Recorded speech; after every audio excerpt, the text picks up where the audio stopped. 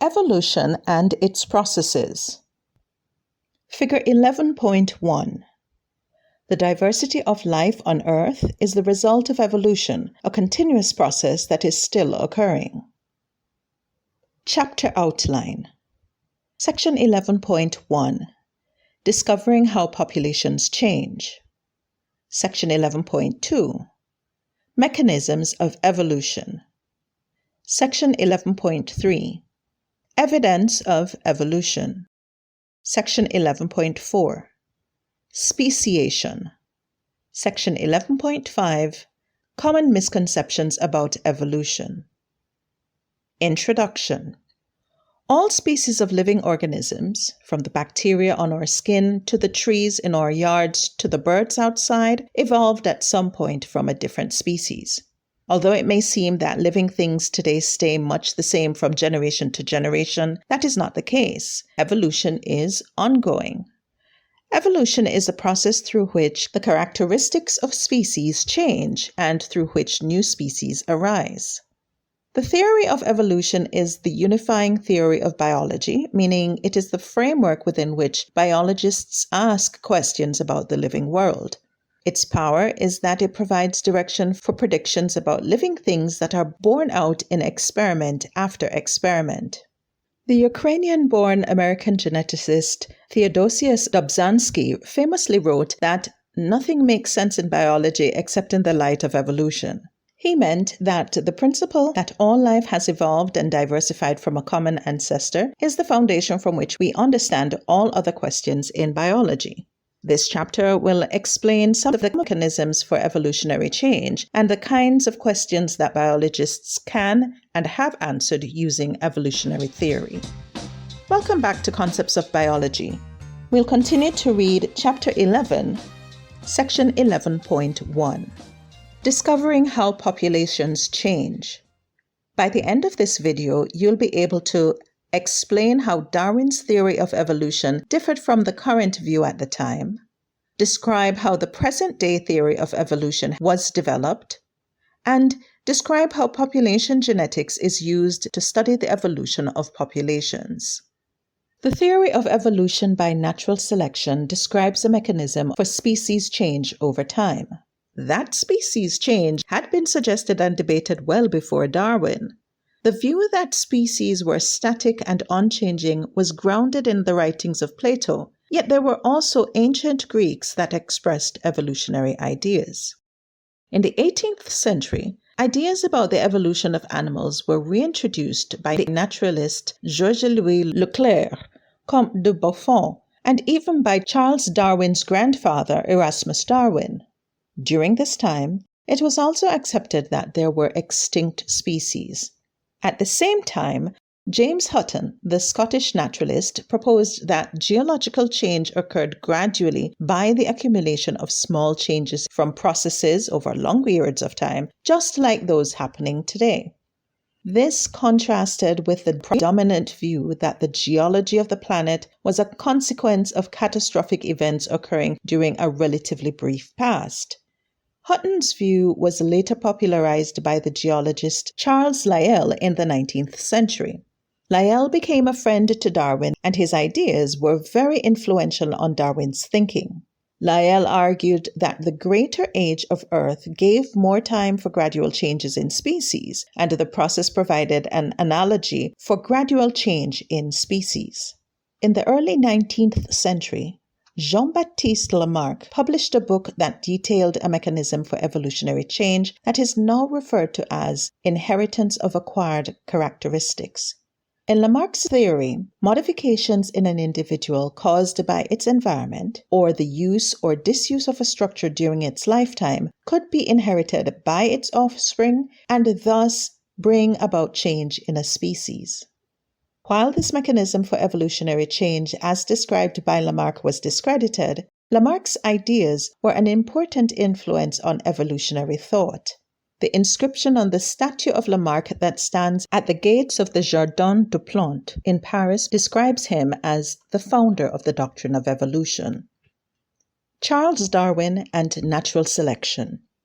The actual mechanism for evolution was independently conceived of and described by two naturalists, Charles Darwin, and Alfred Russel Wallace in the mid-19th century. Importantly, each spent time exploring the natural world on expeditions to the tropics. From 1831 to 1836, Darwin traveled around the world on HMS Beagle, visiting South America, Australia, and the southern tip of Africa. Wallace traveled to Brazil to collect insects in the Amazon rainforest from 1848 to 1852, and to the Malay archipelago from 1854 to 1862. Darwin's journey, like Wallace's later journeys to the Malay archipelago, included stops at several island chains, the last being the Galapagos Islands west of Ecuador. On these islands, Darwin observed species of organisms on different islands that were clearly similar, yet had distinct differences. For example, the ground finches inhabiting the Galapagos Islands comprised several species that each had a unique beak shape. He observed both that these finches closely resembled another finch species on the mainland of South America, and that the group of species in the Galapagos formed a graded series of beak sizes and shapes with very small differences between the most similar. Darwin imagined that the island species might be all species modified from one original mainland species.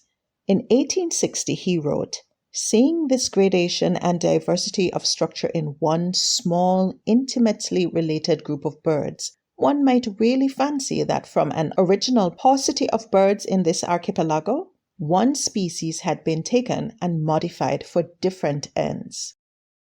Figure 11.2. Darwin observed that beak shapes varies among finch species. He postulated that the beak of an ancestral species had adapted over time to equip the finches to acquire different food sources. This illustration shows the beak shapes for 4 species of ground finch.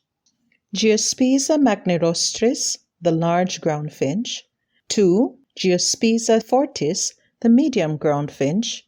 3. Geospiza parvula, the small tree finch. And 4. Certhidia olivacea, the green warbler finch. Wallace and Darwin both observed similar patterns in other organisms and independently conceived a mechanism to explain how and why such changes could take place. Darwin called this mechanism natural selection. Hi! If you found this video informative, give it a thumbs up, subscribe, and share the link. We want these free textbook resources to be available to other students. All right, let's get back to reading. Natural selection, Darwin argued, was an inevitable outcome of 3 principles that operated in nature. First, the characteristics of organisms are inherited or passed from parent to offspring.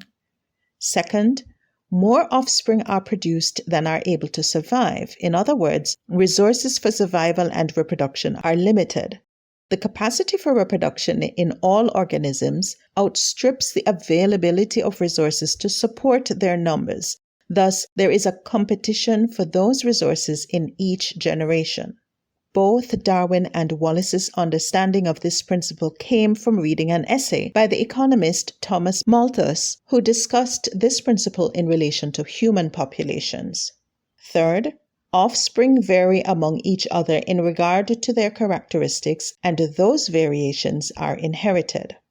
Out of these 3 principles, Darwin and Wallace reasoned that offspring with inherited characteristics that allow them to best compete for limited resources will survive and have more offspring than those individuals with variations that are less able to compete. Because characteristics are inherited, these traits will be better represented in the next generation. This will lead to change in populations over generations in a process that Darwin called descent with modification. Papers by Darwin and Wallace presenting the idea of natural selection were read together in 1858 before the Linnean Society in London. The following year, Darwin's book On the Origin of Species was published, which outlined in considerable detail his arguments for evolution by natural selection. Figure 11.3. Charles Darwin and Alfred Wallace wrote scientific papers on natural selection that were presented together before the Linnean Society in 1858. Demonstrations of evolution by natural selection can be time-consuming. One of the best demonstrations has been in the very birds that helped to inspire the theory, the Galapagos finches.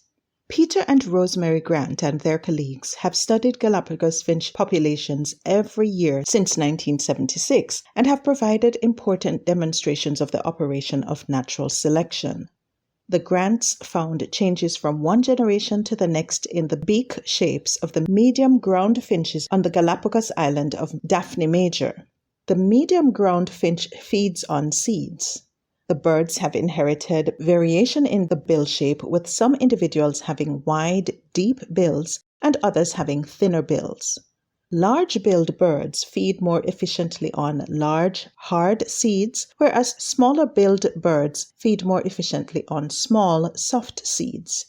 During 1977, a drought period altered vegetation on the island. After this period, the number of seeds declined dramatically.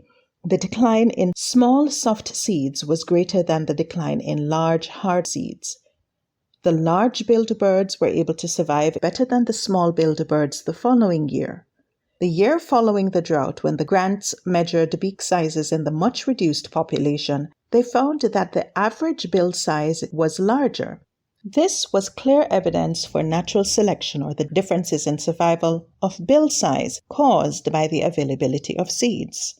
The Grants had studied the inheritance of bill sizes and knew that the surviving large-billed birds would tend to produce offspring with larger bills, so the selection would lead to evolution of bill size. Subsequent studies by the Grants have demonstrated selection on and evolution of bill size in this species in response to changing conditions on the island. The evolution has occurred both to larger bills, as in this case, and to smaller bills when large seeds became rare. Figure 11.4. A drought on the Galapagos island of Daphne Major in 1977 reduced the number of small seeds available to finches, causing many of the small-beaked finches to die. This caused an increase in the finches' average beak size between 1976 and 1978. In our next video, we'll review variation and adaptation.